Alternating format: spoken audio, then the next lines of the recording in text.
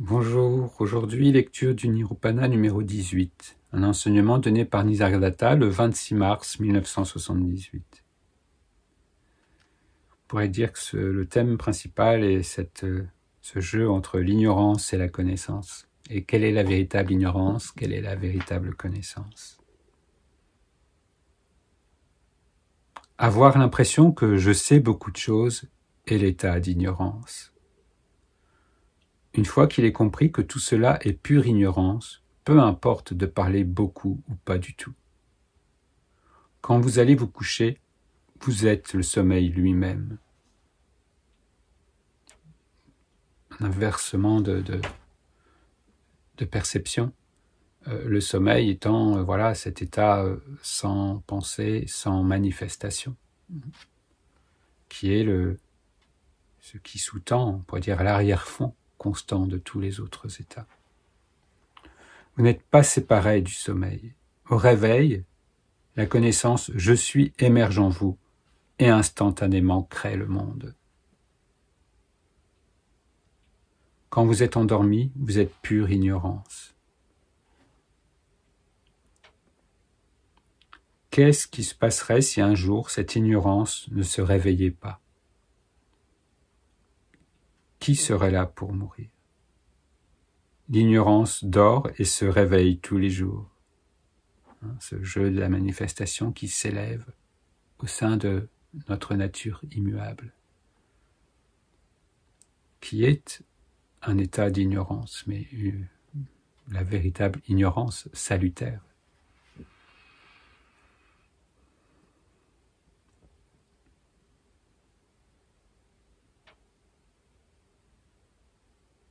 Quel est le sens de la suppression de l'ignorance? Vous pouvez donner le sens que vous voulez, mais que se passe-t-il réellement? Vous qui êtes réveillé, allez vous coucher. C'est-à-dire que la connaissance devient ignorance. Vous devez saisir l'importance véritable de ce fait.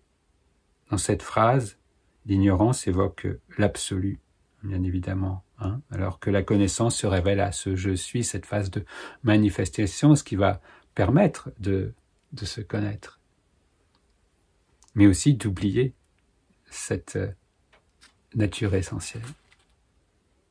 Quand Brahman est libéré, Para-Brahman reste tel qu'il est.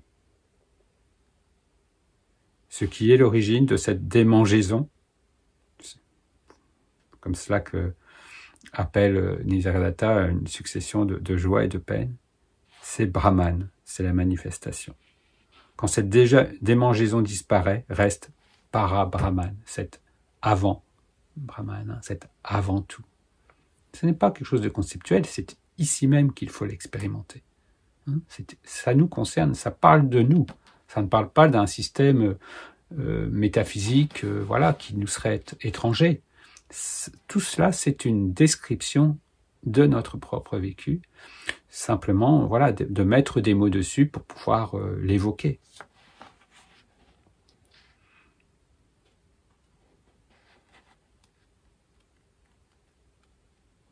Ce que je suis ici et maintenant est de l'ignorance réveillée. Le support de toute chose est l'ignorance, que l'on appelle sommeil. L'état de veille est l'enfant de l'ignorance. Il surgit au sein de cette ignorance primordiale. S'il y a ignorance, alors peut apparaître la connaissance. C'est pas du tout l'abord de l'ignorance dans le sens d'avoir l'impression de ne pas savoir. Nous avons tellement été formatés dans notre système de société, d'éducation, où il faut avoir réponse à tout et où le fait de ne pas savoir est presque une faute. Eh bien là, non. Bien, c'est vraiment une autre dimension de cette ignorance primordiale qui est abordée. La croyance que vous êtes est créée en vous. Elle est venue sans invitation. La foi et la dévotion sont de l'amour. C'est l'amour pour le soi. La certitude que vous êtes est une pure et sainte manifestation de Paramatman. C'est avant tout ce non manifesté. C'est jnana, la connaissance. La reconnaissance du corps se fait à travers cette foi dans le soi. Et quand on parle de jnana, là, il s'agit bien de la connaissance qui nous remet justement en contact avec cette ignorance primordiale.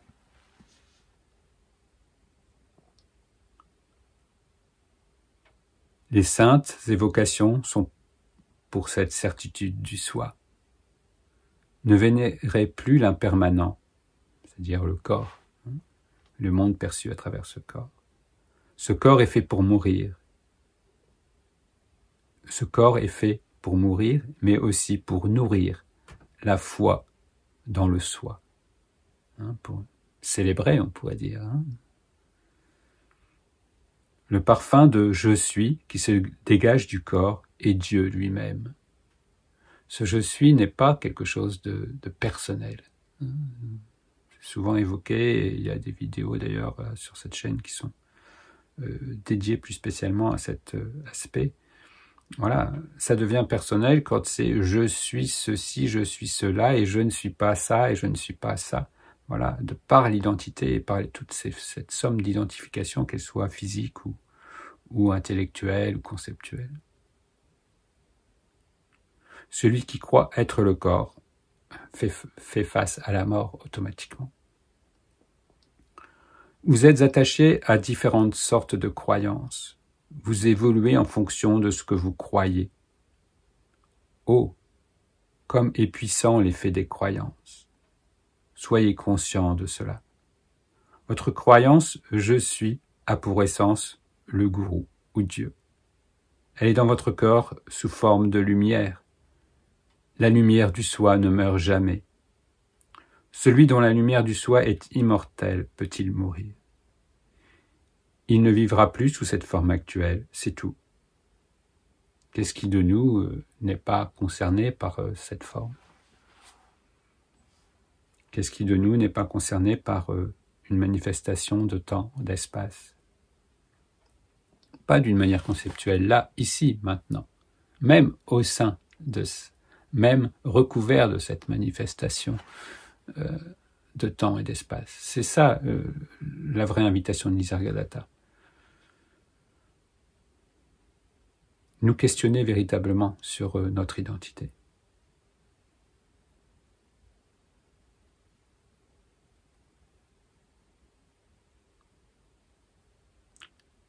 La sensation « je suis » est Dieu, conscience manifestée.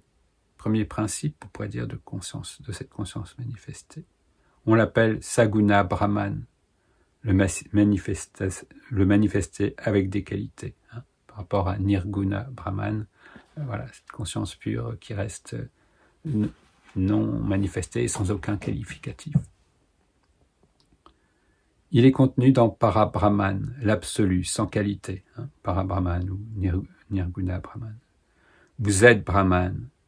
Le grand mantra qui vous est donné est l'expression de Brahman. Vous êtes Brahman, ça fait partie des Maha-mantras de la tradition. C'est votre propre nature. Invoquez-la par votre mantra. Assurément, elle se dévoilera. Celui qui gagne le gros lot de la loterie est heureux. Il se considère comme quelqu'un de riche. Cela survient en un instant. S'il peut en être ainsi, pourquoi le mantra du gourou n'apporte-t-il pas un changement instantané alors? Avec la foi dans le gourou, peur et mort disparaissent à jamais. Par la même occasion, la peur de naître disparaît aussi. Alors que vous nourrissez en votre cœur la croyance en votre nouvelle existence, votre attitude va se modifier naturellement, sans rentrer dans toutes les pratiques spirituelles, religieuses. C'est simplement parce qu'une nouvelle façon d'être et donc d'agir se met en place. La croyance en « je suis un fragile être humain » va se changer en « je suis Brahman ».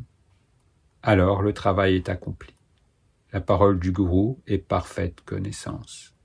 La véritable connaissance, là. Elle est à la fois être et mouvement. Tenez-la bien. Laissez-la être comme un rappel. Aucun autre moyen ne permet d'être plus proche de notre véritable nature.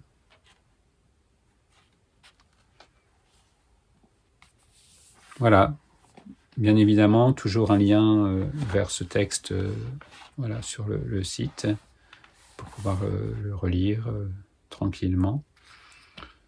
Et en vous souhaitant bien toujours de profiter au mieux de ces introspections et de ce rappel à soi.